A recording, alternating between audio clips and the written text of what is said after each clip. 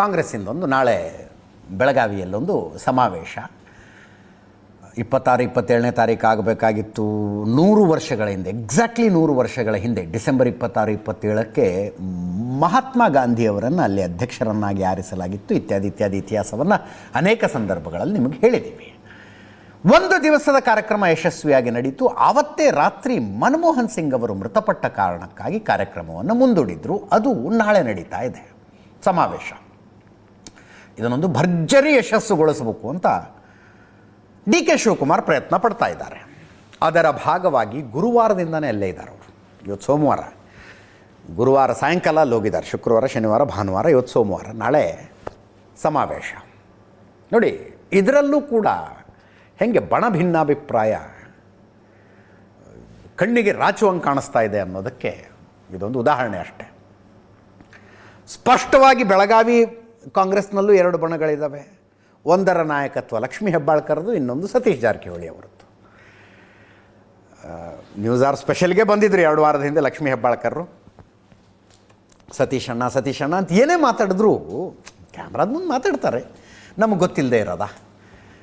ಲಕ್ಷ್ಮೀ ಹೆಬ್ಬಾಳ್ಕರ್ರು ದುರದೃಷ್ಟವಶಾತ್ ಅಪಘಾತಕ್ಕೀಡಾಗಿ ಆಸ್ಪತ್ರೆಯಲ್ಲಿ ಚಿಕಿತ್ಸೆ ಪಡಿತಾ ಇದ್ದಾರೆ. ಇಲ್ಲದಿದ್ದರೆ ಡಿಸೆಂಬರ್ನಲ್ಲಿ ನಡೆದ ಕಾರ್ಯಕ್ರಮ ಹೆಚ್ಚು ಕಡಿಮೆ ಹೆಗಲ ಮೇಲೆ ಉಸ್ತುವಾರಿ ಹೊತ್ಕೊಂಡು ಮಾಡಿಬಿಟ್ರು ಅವರು. ಆ ಇಡೀ ಕಾರ್ಯಕ್ರಮದಲ್ಲಿ ಸತೀಶ್ ಜಾರಕಿಹೊಳಿ ಅವರನ್ನು ಸೈಡ್ಲೈನ್ ಮಾಡಲಾಯಿತು ಅನ್ನುವ ಸುದ್ದಿ ಕೂಡ ವಿಪರೀತ ಚರ್ಚೆಯಾಗಿತ್ತು. ಇರಲಿ, ಈಗ ನಡೀತಾ ಇದೆ. ಲಕ್ಷ್ಮೀ ಹೆಬ್ಬಾಳ್ಕರ್ ಫಿಸಿಕಲಿ ಪ್ರೆಸೆನ್ಸ್ ಇರೋದಕ್ಕೆ ಸಾಧ್ಯ ಇಲ್ಲ ಅನ್ನುವ ಪರಿಸ್ಥಿತಿಯಲ್ಲಿ. ನೋಡಿ, ಗುರುವಾರ ಬೆಳಗ್ಗೆ ಬೆಂಗಳೂರಿನಿಂದ ಡಿ ಕೆ ಸುರೇಶು, ಸತೀಶ್ ಜಾರಕಿಹೊಳಿ ಒಟ್ಟೊಟ್ಟಿಗೆ ಒಂದೇ ಫ್ಲೈಟ್ನಲ್ಲಿ ಬೆಳಗಾವಿಗೆ ಹೋದರು. ಇವರು ಹೋಗಿ ತಲುಪಿದ್ರು, ಸ್ವಲ್ಪ ಹೊತ್ತಿಗೆ ಮುಂಚೆ ಬಂದಿದ್ರೆ, ಸ್ವಲ್ಪ ಹೊತ್ತು ಬಿಟ್ಟು ಬಂದ್ರೆ. ಒಟ್ಟಿನಲ್ಲಿ ರಣದೀಪ್ ಸಿಂಗ್ ಸುರ್ಜೇವಾಲಾನು ಬೆಳಗಾವಿಗೆ ಬಂದರು. ನೀವು ಅವತ್ತಿನ ಇಡೀ ದಿವಸದ ಸತೀಶ್ ಜಾರಕಿಹೊಳಿ, ಡಿ ಕೆ ಸುರೇಶ್ರ ಬಾಡಿ ಲ್ಯಾಂಗ್ವೇಜನ್ನು ನೋಡ್ತಾ ಇದ್ದರೆ ಅವರಿಬ್ಬರ ಮಧ್ಯದಲ್ಲಿ ಏನೂ ಇಲ್ಲ. ಅಂದರೆ ಸತೀಶ್ ಜಾರಕಿಹೊಳಿ ಅವ್ರಿಗೆ ಕ್ಲಾರಿಟಿ ಇದೆ, ನನ್ನ ಫೈಟು ಡಿ ಕೆ ಶಿವಕುಮಾರ್ ಜೊತೆಗೆ, ಡಿ ಕೆ ಸುರೇಶ್ ಜೊತೆಗೆ ಏನು ಅನ್ನೋ ಥರ ಅವರು ಆರಾಮಾಗಿದ್ದರು.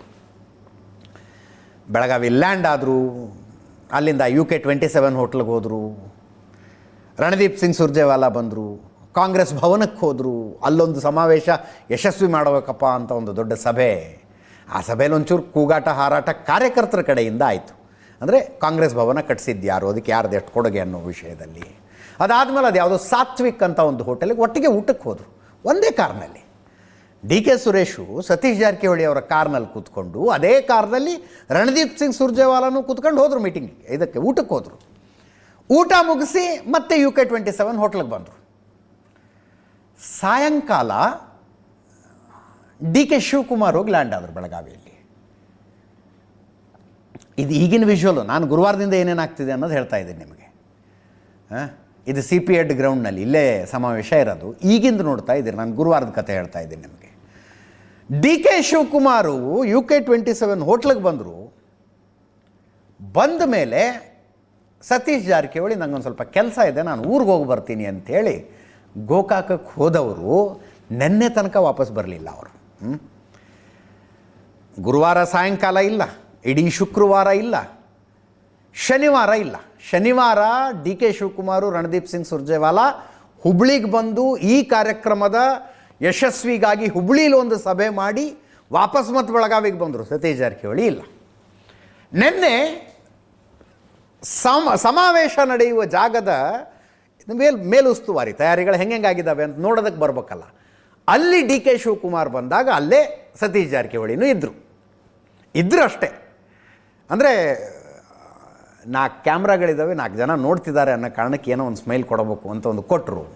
ಅಕ್ಕಪಕ್ಕದಲ್ಲಿ ಕೂತ್ಕೊಂಡಿದ್ರು. ಇಷ್ಟು ಬಿಟ್ಟರೆ ಮತ್ತೊಂದು ಮಾತಿಲ್ಲ, ಮತ್ತೊಂದು ಕತೆ ಇಲ್ಲ. ಇಷ್ಟೇ ಅವರಿಬ್ಬರ ಮಧ್ಯದಲ್ಲಾಗಿತ್ತು.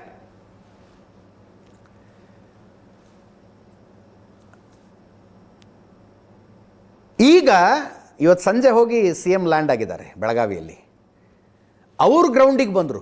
ತಕ್ಷಣ ಸತೀಶ್ ಜಾರಕಿಹೊಳಿ ಅವರು ಬಂದಿದ್ದಾರೆ. ಈಗಿನ ದೃಶ್ಯಗಳನ್ನು ನೋಡ್ತಾ ಇದ್ರಿ. ಮುಖ್ಯಮಂತ್ರಿಗಳು ಬಂದ ತಕ್ಷಣ ಬಂದರು. ನೋಡಿ, ಇಂಥ ವಿಷಯಗಳಲ್ಲಿ D K Shivakumar has no ego. ಅವ್ರಿಗೆ ಈಗೋ ಇಲ್ಲ, ಸಹಜ ಕೂಡ.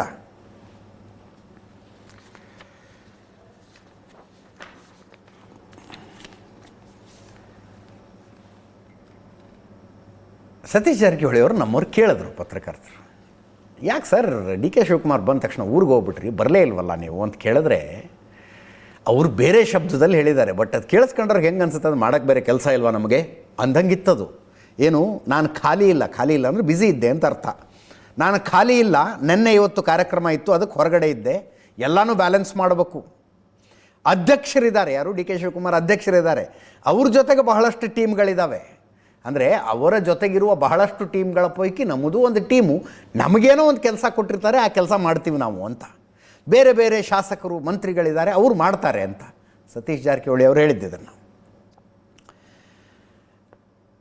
ಡಿ ಕೆ ಶಿವಕುಮಾರ್ ಯಥಾ ಪ್ರಕಾರ ನಮ್ಮಲ್ಲಿ ಯಾವುದೇ ಬಂಡಾಯ ಇಲ್ಲ, ಭಿನ್ನಾಭಿಪ್ರಾಯ ಇಲ್ಲ, ಯಾರ ಜೊತೆಗೂ ವೈಯಕ್ತಿಕ ರಾಜಕೀಯ ದ್ವೇಷ ಇಲ್ಲ, ನಾನು ದೊಡ್ಡ ಅಧ್ಯಕ್ಷ ಸ್ಥಾನದಲ್ಲಿದ್ದೀನಿ, ಎಲ್ರಿಗೂ ಒಂದೇ ನ್ಯಾಯ ಕೊಡ್ತೀನಿ, ಕಾರ್ಯಕರ್ತರ ರಕ್ಷಣೆ ಮಾಡೋದು ನನ್ನ ಕರ್ತವ್ಯ, ಸರ್ಕಾರ ಉಳಿಸೋದು ಕರ್ತವ್ಯ, ಇತ್ಯಾದಿ ಇತ್ಯಾದಿ ಡಿ ಕೆ ಶಿವಕುಮಾರ್ ಮಾತಾಡ್ತಾರೆ. ಈ ಮಧ್ಯದಲ್ಲಿ ಡಿ ಕೆ ಶಿವಕುಮಾರ್ ಅವರು ಫಿರೋಜ್ ಸೇಠ್ ಮನೆಗೆ ಹೋದರು. ಫಿರೋಜ್ ಸೇಠ್ ಮನೆಗೆ, ನಿಮಗೆ ಬೆಳಗಾವಿಯ ಒಳ ರಾಜಕಾರಣ ಹೇಳ್ತಾ ಇರೋದು. ಈಗ ಆಸಿಫ್ ಸೇಠ್ ಏನು ಮಾತಾಡಿದ್ರಲ್ಲ ಮೊನ್ನೆ ಅನಿಸುತ್ತೆ, ನಾವೊಂದು 15 ಜನ ಶಾಸಕರು ಸ್ನೇಹಿತರೆಲ್ಲ ದುಬೈಗೆ ಹೋಗ್ತಾ ಇದ್ದೀವಿ, ಫ್ಲೈಟ್ ಟಿಕೆಟ್ ಬುಕ್ ಮಾಡಿಸೋದಷ್ಟೇ ಬಾಕಿ, ದುಬೈ ಟ್ರಿಪ್ ಮಾಡ್ತೀವಿ ನಾವು, ಸತೀಶ್ ಜಾರಕಿಹೊಳಿ ಅವ್ರೇನು ಬರೋದಿಲ್ಲ, ಬಟ್ ನಾವೆಲ್ಲ ಹೋಗ್ತೀವಿ. ಅದನ್ನು ಹೆಂಗೆ ನೋಡಲಾಯಿತು ಹೇಳಿ? ಸಿದ್ದರಾಮಯ್ಯ ಬೆಂಬಲಿಗರು ಮೊದಲು ಹಾಸನದಲ್ಲಿ ಒಂದು ಸಮಾವೇಶ ಮಾಡೋಕ್ಕೆ ಪ್ರಯತ್ನ ಪಟ್ಟರು, ಅದಕ್ಕೆ ಡಿ ಕೆ ಶಿವಕುಮಾರ್ ಕೊಕ್ಕೆ ಹಾಕಿದ್ರು. ಡಾಕ್ಟರ್ ಪರಮೇಶ್ವರು SC/ST ಶಾಸಕರ ಸಭೆ ಡಿನ್ನರ್ ಮೀಟಿಂಗ್ ಕರೆದಿದ್ರು, ಅದಕ್ಕೆ ಡಿ ಕೆ ಶಿವಕುಮಾರ್ ಕೊಕ್ಕೆ ಹಾಕಿದ್ರು.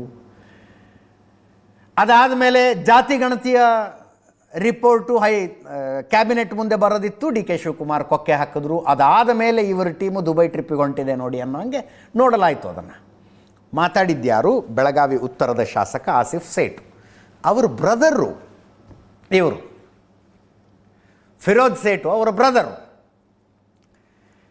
ಈ ಸಲ ಫಿರೋಜ್ ಸೇಠಿಗೆ ಟಿಕೆಟ್ ಸಿಗಲಿಲ್ಲ, ಆಸಿಫ್ ಸೇಠರಿಗೆ ಸಿಕ್ತು.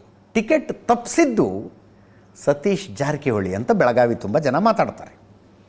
ಏನೇನೋ ಮಾಡಲಾಯಿತು, ಟಿಕೆಟ್ ತಪ್ಪಿಸಿದ್ರು ಇವ್ರಿಗೆ ಅಂತ, ಬೇಕು ಅಂತ ಟಿಕೆಟ್ ತಪ್ಪಿಸಿದ್ರು ಅಂತ. ಅಂದರೆ ಫಿರೋಜ್ ಸೇಠ್ ಸತೀಶ್ ಜಾರಕಿಹೊಳಿ ವಿರೋಧಿ ಬಡ, ಅವ್ರ ಮನೆಗೆ ಡಿ ಕೆ ಶಿವಕುಮಾರ್ ಹೋದರು. ಇದು ಕೂಡ ಸತೀಶ್ ಜಾರಕಿಹೊಳಿ ಅವರಿಗೆ ಡಿ ಕೆ ಶಿವಕುಮಾರ್ ಕೊಟ್ಟ ಠಕ್ಕರ್ ಅನ್ನುವಂತೆ ನೋಡಲಾಯಿತು. ಆದರೆ ಡಿ ಕೆ ಶಿವಕುಮಾರ್ ಹೇಳ್ತಾರೆ, ನನಗೆ ಹಾಗೆಲ್ಲ ಇಲ್ಲ, ಅವ್ರ ಬಣ ಇವ್ರ ಬಣ ಅಂತಿಲ್ಲ, ನಾನೊಬ್ಬ ಅಧ್ಯಕ್ಷ, ನನ್ನ ದೃಷ್ಟಿಲಿ ಎಲ್ಲ ಕಾರ್ಯಕರ್ತರು ಒಂದೇ ಅಂತ ಡಿ ಕೆ ಶಿವಕುಮಾರ್ ಮೊದಲು ಮಾತಾಡಿದ್ದು. ಆಮೇಲೆ ನಾನು ಖಾಲಿ ಇರಲಿಲ್ಲ, ನೀವು ಉತ್ತರ ಕರ್ನಾಟಕದವ್ರಿಗೆ ಥಟ್ ಅಂತ ಅರ್ಥ ಆಗುತ್ತದೆ, ಬೇರೆಯವ್ರಿಗೆ ಅರ್ಥ ಅಂದರೆ ಖಾಲಿ ಇರಲಿಲ್ಲ ಅಂದರೆ ಫ್ರೀ ಇರಲಿಲ್ಲ ನಾನು ಅಂತ ಸತೀಶ್ ಜಾರಕಿಹೊಳಿ ಅವರು ಹೇಳಿದ್ದು. ಈ ಭೇಟಿಗೆ, ಫಿರೋಜ್ ಸೇಠ್ ಮನೆಯ ಭೇಟಿಗೆ ಡಿ ಕೆ ಶಿವಕುಮಾರ್ ಅವರು ಹೇಳಿದ್ದು ಎಲ್ಲ ಕೇಳಿಸ್ಕೊಳ್ಳಿ. ಯಾವ ಬಂಡಾಯನೂ ಇಲ್ಲ, ಯಾರ ಜೊತೆ ಭಿನ್ನಾಭಿಪ್ರಾಯನೂ ಇಲ್ಲ. ನನಗೆ I don't have any political difference, personal difference ಯಾವುದೂ ಇಲ್ಲ. ನಾನು ಒಂದು ದೊಡ್ಡ ಅಧ್ಯಕ್ಷ ಸ್ಥಾನದಲ್ಲಿ ಇದ್ದೀನಿ, ಸೀಟ್ ಆಫ್ ಜಸ್ಟಿಸ್. ನನಗೆಲ್ಲರೂ ಒಂದೇ, ನನ್ನ ಕಣ್ಣು ನನ್ನ ಕಿವಿ ಎಲ್ಲರೂ ಕೂಡ ಸರಿಸಮಾನವಾಗಿ ತೆಗೆದುಕೊಂಡು ಹೋಗ್ಬೇಕಾದ ನನ್ನ ಡ್ಯೂಟಿ, ಅದನ್ನು ಮಾಡ್ತೀನಿ. ನಮ್ಮ ಕಾರ್ಯಕರ್ತರನ್ನು ರಕ್ಷಣೆ ಮಾಡೋದು, ಪಕ್ಷನ ಉಳಿಸೋದು, ಸರ್ಕಾರನ ಭದ್ರವಾಗಿಡೋದು, ಇಷ್ಟೇ ನನ್ನ ಡ್ಯೂಟಿ. ಅದು ಬಿಟ್ಟರೆ ಬೇರೆ ಇನ್ನೇನು ಡ್ಯೂಟಿ ಇಲ್ಲ. ಮಿಕ್ಕಿದ ಯಾವುದಕ್ಕೂ ನನ್ನ ಹೆಸರು ನೀವು ಉಪಯೋಗಿಸ್ಕೊಳಕ್ ಹೋಗ್ಬಿಡಿ. ನನಗೆ ಯಾರ ಜೊತೆನೂ ಭಿನ್ನಾಭಿಪ್ರಾಯ ಇಲ್ಲ. ಸತೀಶ್ ಅವರು ಬೆಳಗಾವಿಲಿ ಇದ್ರು ಕೂಡ ರಾಜ್ಯಾಧ್ಯಕ್ಷರು ಬಂದ್ರು ಕೂಡ ದೂರ ಅಡ್ಡಾಡ್ತಾ ಇದ್ದಾರೆ. ಖಾಲಿ ಅದರ ಇಲ್ಲಿದೆ. ನಿನ್ನೆ ನಮ್ದು ಸತೀಶ್ ಸವಾಡ್ ಇದೆ, ರಾತ್ರಿ 12ವರೆಗಿದ್ವಿ ಅಲ್ಲಿ. ಮೊನ್ನೆ ಬೈಲೊಂಗಲ್ ರಾತ್ರಿ 8 ಗಂಟೆಗೆ ರೋಡ್ ಓಪನಿಂಗ್ ಹೋಗಿದ್ದೀವಿ. ಮೊನ್ನೆ ಕಾಗವಾಡಕ್ಕೆ ಹೋಗಿದ್ವಿ. ಅದು ನಡೀತದೆ, ಇದನ್ನು ಮಾಡ್ಬೇಕಾಗತ್ತೆ. ಒಂದೇ ಕಡೆ ಮಾಡ್ಲಿಕ್ಕಾಗಲ್ಲ, ಎಲ್ಲನೂ ಬ್ಯಾಲೆನ್ಸ್ ಮಾಡಬೇಕಾಗತ್ತೆ. ಅಧ್ಯಕ್ಷ ಇದ್ದಾರೆ, ಅವ್ರ ಜೊತೆ ಭಾಳಷ್ಟು ಟೀಮ್ಗಳಿದಾವೆ. ನಮಗೇನು ಜವಾಬ್ದಾರಿ ವಹಿಸಿದ್ರೆ ಆ ಕೆಲಸ ನಾವು ಮಾಡ್ತಾಯಿದ್ವಿ. ಬೇರೆ ಮಾಡಲಿಕ್ಕೆ ಬೇರೆ ಬೇರೆ ಶಾಸಕರಿದ್ದಾರೆ, ಮಂತ್ರಿಗಳಿದ್ದಾರೆ, ಅವರೆಲ್ಲ ಮಾಡ್ತಿದ್ದಾರೆ. ಅದ್ರಲ್ಲಿ ಏನು ಪ್ರಶ್ನೆ ಇಲ್ಲ. 2023 ಎಲೆಕ್ಷನ್ಯಾಗ ಫಿರೋಜ್ ಶೇಟ್ ಟಿಕೆಟ್ ಸಿಗಬಾರ್ದು ಅಂತ ಸತೀಶ್ ಜಾರಕಿಹೊಳಿ ಸಾಕಷ್ಟು ಪ್ರಯತ್ನ ಮಾಡಿದ್ರು. ರಾಜಕಾರಣದಲ್ಲಿ ಸತೀಶ್ ಜಾರಕಿಹೊಳಿ ಫಿರೋಜ್ ಶೇಟ್ಗೆ ಆಗಿ ಬರಂಗಿಲ್ಲ. ಅದೆಲ್ಲ ನನಗೆ ಗೊತ್ತಿಲ್ಲ. I don't know their issue as far D K Shivakumar is concern.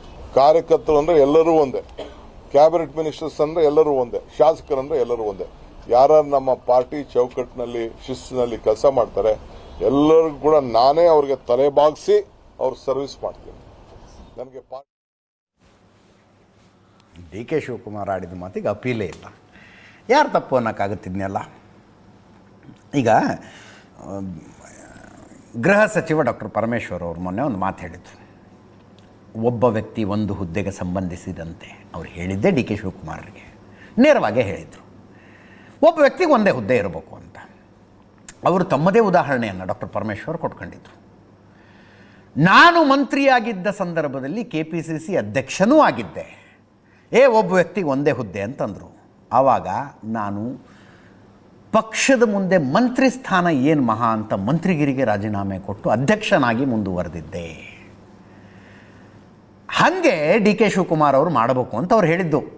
2 ದೊಡ್ಡ ದೊಡ್ಡ ಖಾತೆ ಇಟ್ಕೊಂಡಿದ್ದಾರೆ, ಅಧ್ಯಕ್ಷರಾಗಿಯೂ ಮುಂದುವರೆದಿದ್ದಾರೆ, ಇತ್ಯಾದಿ ಇತ್ಯಾದಿ. ನೋಡಿ, ನನ್ನ ಮುಂದೆ ಆಯ್ಕೆ ಬಂದಾಗ ನಾನು ತ್ಯಾಗ ಮಾಡಿದ್ದೆ ಮಂತ್ರಿ ಸ್ಥಾನವನ್ನು ಅಂತ.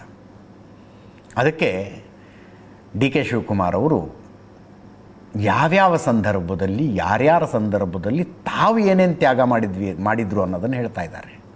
ತಮ್ಮ ತ್ಯಾಗವನ್ನು ಅಂದರೆ ಮಾಡಬಹುದಾದ ತ್ಯಾಗವನ್ನೆಲ್ಲ ಈಗಾಗಲೇ ನಾನು ಮಾಡಿಬಿಟ್ಟಿದ್ದೀನಿ ಅನ್ನೋ ಥರ ಡಿ ಕೆ ಶಿವಕುಮಾರ್ ಅವರ ಪ್ರತಿಕ್ರಿಯೆ ಡಾಕ್ಟರ್ ಪರಮೇಶ್ವರ್ ಮಾತಾಡಿದ್ದು ಜನವರಿ 16ನೇ ತಾರೀಕು. ಇವತ್ತು ಡಿ ಕೆ ಶಿವಕುಮಾರ್ ಪ್ರತಿಕ್ರಿಯೆ ಕೇಳಿಸ್ಕೊಳ್ಳಿ. ಸ್ವಾಭಾವಿಕವಾಗಿ ಅವರು ಅಧ್ಯಕ್ಷರಿದ್ದಾರೆ ಮತ್ತು 2 ಭಾಳ ದೊಡ್ಡ ಖಾತೆಗಳಿದ್ದಾವೆ.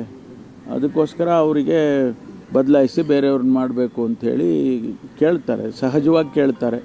ನಾನು ಅಧ್ಯಕ್ಷ ಇರುವಾಗ ಇದೇ ಪರಿಸ್ಥಿತಿ ನನಗೂ ಬಂದಿತ್ತು. ಆಗ ನಾನು ಪಕ್ಷಕ್ಕೆ ಆ ಪ್ರಾಮುಖ್ಯತೆಯನ್ನು ಕೊಟ್ಟು ಸಚಿವ ಸ್ಥಾನಕ್ಕೆ ರಾಜೀನಾಮೆ ಕೊಟ್ಟಿದ್ದೆ.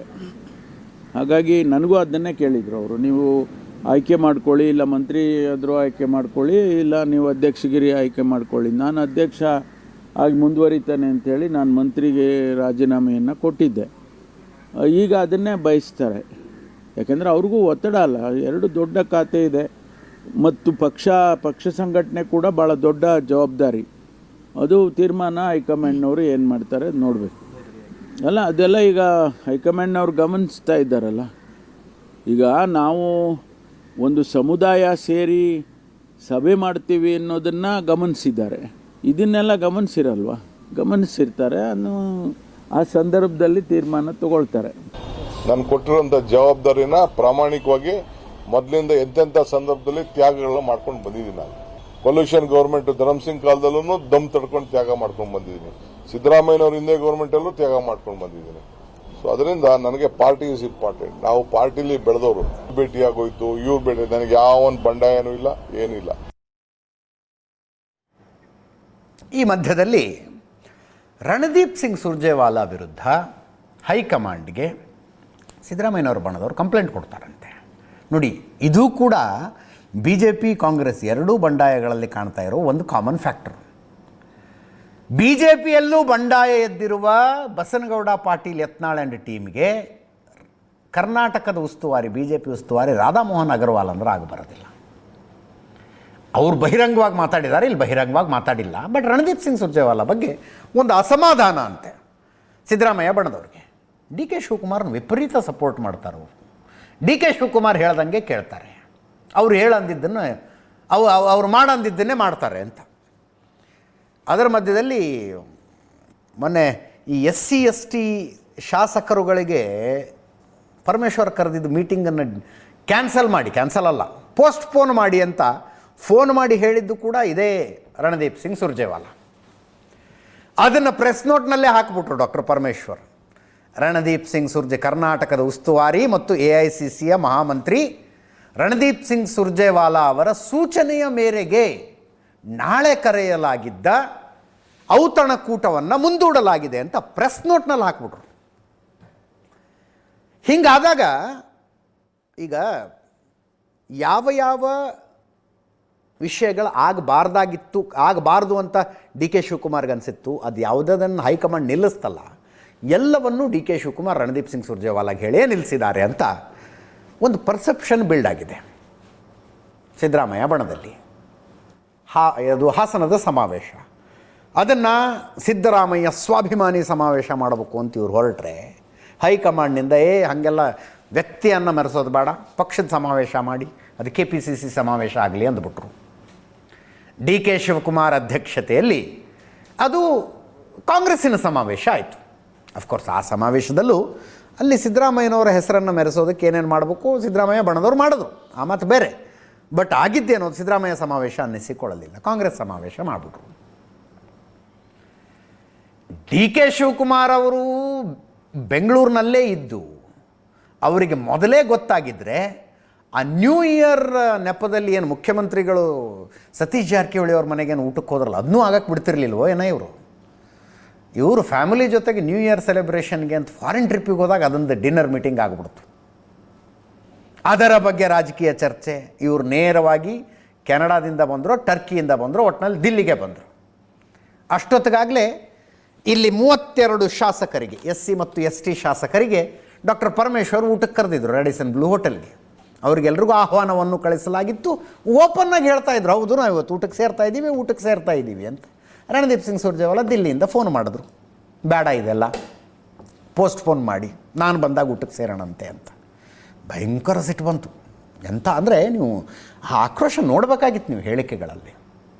ರಾಜಣ್ಣ ಹಾಗೆ ಮಾತಾಡಿದ್ರು, SC ಮಹದೇವಪ್ಪ ಹಾಗೆ ಮಾತಾಡಿದ್ರು, ಪರಮೇಶ್ವರು ಹಾಗೆ ಮಾತಾಡಿದ್ರು. ರಾಜಕಾರಣ ಚರ್ಚೆ ಮಾಡೋದಕ್ಕೆ ಸೇರ್ತಾ ಇರಲಿಲ್ಲ ನಾವು. SC ST ಸಮುದಾಯದ PUC ಮಕ್ಕಳಿಗೆ ಹಾಸ್ಟೆಲ್ನಲ್ಲಿ ಸೀಟ್ ಸಿಗ್ತಾ ಇಲ್ಲ ಅಂಥ ವಿಷಯ ಚರ್ಚೆ ಮಾಡಬೇಕಾಗಿತ್ತು ಅಂತೆಲ್ಲ ಹೇಳಿದ್ರು. ಬಟ್ ರಣದೀಪ್ ಸಿಂಗ್ ಸುರ್ಜೇವಾಲಾ ಫೋನ್ ಮಾಡಿದ್ದು ಅವ್ರಿಗೆ ಸಿಟ್ಟು ತರಿಸಿದೆ. ಅದಾದ ಮೇಲೆ ಈ ಏನು ಜಾತಿ ಗಣತಿ ಕ್ಯಾಬಿನೆಟ್ಟಿಗೆ ಬರಲಿಲ್ಲ. ಎಲ್ಲ ಡಿಸೈಡ್ ಆಗಿತ್ತು, ಈ ಕ್ಯಾಬಿನೆಟ್ಟಿಗೆ ತಂದೆ ತರ್ತೀವಿ ಅಂತ. ದಿಲ್ಲಿಗೆ ಹೋದಾಗ ಮುಖ್ಯಮಂತ್ರಿಗಳೇ ಹೇಳಿದರು, ಮುಂದಿನ ಕ್ಯಾಬಿನೆಟ್ನಲ್ಲಿ ಯೋಚನೆ ಮಾಡ್ತೀವಿ ಅದ್ರ ಬಗ್ಗೆ, ಈಗ ತರ್ತಾ ಇಲ್ಲ ಅಂತ. ಇನ್ನೊಂದು ಹೇಳೋದು ಮರ್ತೆ ನಾನು ನಿಮಗೆ. ಆಸಿಫ್ ಸೇಠ್ ಹೇಳಿದ್ರಲ್ಲ ದುಬೈ ಟ್ರಿಪ್ಪಿಗೆ ಹೋಗ್ತಾ ಇದ್ದೀವಿ ಅಂತ. ಇವತ್ತು ಪತ್ರಕರ್ತರ ಮುಂದೆ, ಕ್ಯಾಮ್ರಾಕ್ಕೆ ರೆಕಾರ್ಡ್ ಆಗಿಲ್ಲ ಅದು, ಪತ್ರಕರ್ತರ ಮುಂದೆ ಏನೋ ಹೇಳಿಬಿಟ್ಟೆ ರೀ, ಇನ್ನು ಮುಂದೆ ಇಂಥದ್ದೆಲ್ಲ ಮಾತಾಡೋದಿಲ್ಲ ಅಂದ್ರಂತೆ. ಡಿ ಕೆ ಶಿವಕುಮಾರ್ ಕಾರಲ್ಲಿ ಕರ್ಕೊಂಡೋಗಿ ಹೆಗಲ ಮೇಲೆ ಕೈ ಹಾಕಿ ಎಚ್ಚರಿಕೆ ಕೊಟ್ಟಿದ್ದಾರೆ ಅವ್ರಿಗೆ, ಇಂಥವೆಲ್ಲ ಮಾಡಬೇಡಿ ಅಂತ. ಪತ್ರಕರ್ತರ ಮುಂದೆ ಹೇಳ್ಕೊಂಡ್ರಂತೆ. ಏನೋ ಬಾಯಲ್ಲಿ ಬಂದ್ಬಿಡ್ತು ಹಂಗೊಂದು ಮಾತು, ಇನ್ನು ಮುಂದೆ ಹಾಗೆಲ್ಲ ಮಾತಾಡೋದಿಲ್ಲ ಅಂದ್ರಂತೆ. ಅದು ಆಗಿದೆ. ಇದು ಗೊತ್ತಿಲ್ಲ, ಏನೋ ರಣದೀಪ್ ಸಿಂಗ್ ಸುರ್ಜೇವಾಲಾ ಅವರ ವಿರುದ್ಧ ರಾಹುಲ್ ಗಾಂಧಿ ಮುಂದೆ ಏನೋ ಕಂಪ್ಲೇಂಟ್ ಮಾಡ್ತಾರಂತೆ. ಪಕ್ಷ ಅಂದರೆ ಏನು, ಪಕ್ಷಪಾತಿ ಅನ್ನೋದಕ್ಕಾಗೋದಿಲ್ಲ, ಎಲ್ಲ ಬಣದವ್ರನ್ನೂ ಸಮಾನವಾಗಿ ನಡೆಸ್ಕೊಳ್ಬೇಕು ಅವರು. ರಣದೀಪ್ ಸಿಂಗ್ ಸುರ್ಜೇವಾಲಾ ಅವರು ಡಿ ಕೆ ಶಿವಕುಮಾರ್ ಪರವಾಗೇ ಇರ್ತಾರೆ ಯಾವಾಗಲೂ ಅಂತೀರ ಕಂಪ್ಲೇಂಟ್ ಮಾಡ್ತಾರಂತೆ. ಇರಲಿ, ಮಾಡಿ ಆದಮೇಲೆ ಹೇಳ್ತೀವಿ ಮಾಡಿದ್ರು ಅಂತ.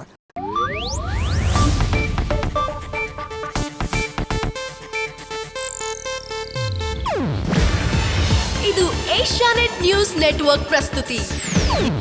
ನೀವು ನೋಡ್ತಿದ್ದೀರಾ ಏಷ್ಯಾನೆಟ್ ಸುವರ್ಣ ನ್ಯೂಸ್.